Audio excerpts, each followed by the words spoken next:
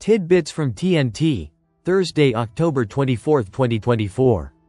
Listen to the full version on the official dinarreport.com website and become our supporter on Patreon. Tishwash. Parliamentary legal. Parliament will extend its legislative term to complete important laws. The Parliamentary Legal Committee confirmed that the work on the General Amnesty Law is proceeding to formulate it in its final form, noting that Parliament will extend its legislative term to complete important laws. Committee member Rod al-Maliki said, "Next week, the committee will focus on legislating the personal status law. And work is ongoing in the Committee on the General Amnesty Law to formulate it in a final form, and we are working to have it passed during the current legislative session." He added, the House of Representatives will extend its legislative session for a month, and thus the legislative holiday will be only 1 month to complete some important laws. A letter was sent to the House presidency to include some laws on the agenda during the coming weeks. Al-Maliki said, "Among the laws that we demand to be included on the agenda are the laws, the right to obtain information, and the regulation of the right to demonstrate in peaceful assembly, as well as reading the proposals of some laws for a first and second reading, such as, the proposed law of human rights activists, and the law of the House of Representatives, its formations and amendments." Tishwash. Al-Araji. Iraq today is free of terrorism. Today, Wednesday, October 23, 2024, the National Security Advisor, Qasim al-Araji, announced that Iraq is free of terrorism. Today, the National Security Advisory held a conference to evaluate and update the Iraqi strategy for combating terrorism for the years 2012 to 2025. In coordination with the Counter-Terrorism Service and in cooperation with the European Union mission in Iraq.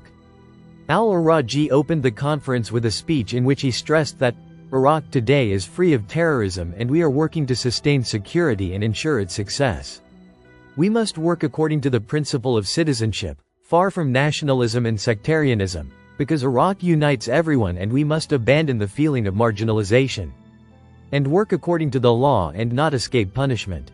The citizen must trust the state and its judicial institutions."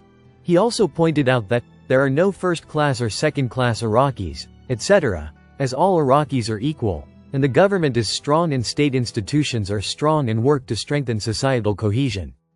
Al-Araji said, "The government is working on the largest social integration process for those who came from Al-Hol camp, where they were subjected to psychological rehabilitation in Al-Jada camp under the supervision of the Ministry of Migration and Displacement and all other agencies. More than 2,000 families have been returned to their original areas so far, and what remains are 600 families undergoing rehabilitation, in preparation for their return and giving them a chance at life again."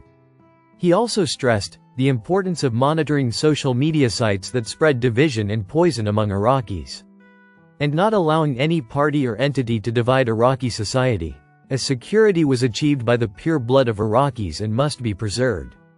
Tishwash. Calls to accelerate 2025 budget and boost non-oil revenues. A number of representatives called on the government to expedite the submission of the 2025 budget, warning of the delay that could affect the implementation of development projects and economic reform programs.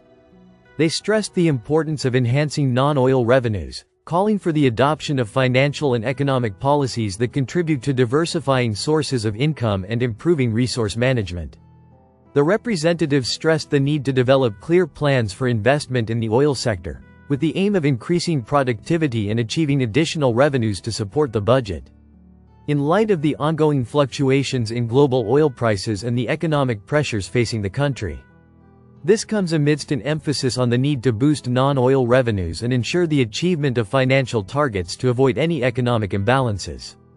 The head of the Parliamentary Finance Committee, Atwan al-Atwani, said, "We expect the 2025 budget to reach the House of Representatives early next year," indicating that the government has begun meetings to restructure the budget items.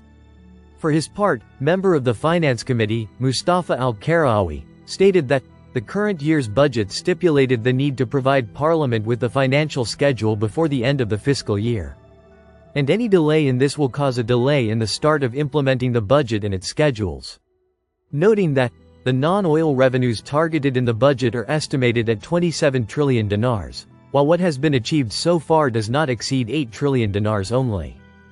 Al-Karawi added that the Ministry of Finance indicated the possibility of collecting 3 trillion dinars per month during the coming period, and that the Finance Committee called on the government to boost non-oil revenues and ensure the achievement of financial targets to avoid any economic imbalances.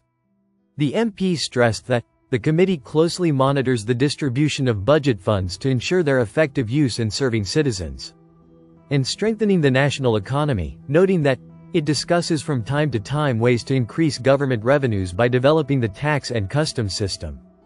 The MP noted that there is a government plan that relies on automating and modernizing the work systems in these institutions, and it is expected to be completed by the end of this year, which will contribute to enhancing revenues and ensuring better efficiency in collecting them. The head of the Parliamentary Finance Committee, Atwan al-Atwani, discussed with the delegation of the Adam Smith International Foundation a set of laws related to developing the financial and banking system. The two sides discussed important draft laws, including the Securities and Commodities Law, the Banking Studies Center Law, and the Islamic Sukuk Investment Law, with the necessary amendments. Al-Atwani also reviewed before the delegation the most important challenges facing the financial system in Iraq, as well as the steps and priorities of the Finance Committee within the framework of finding a correct philosophy and rational management of public money and the economy by diversifying sources of income and not relying excessively on oil to feed the state budget.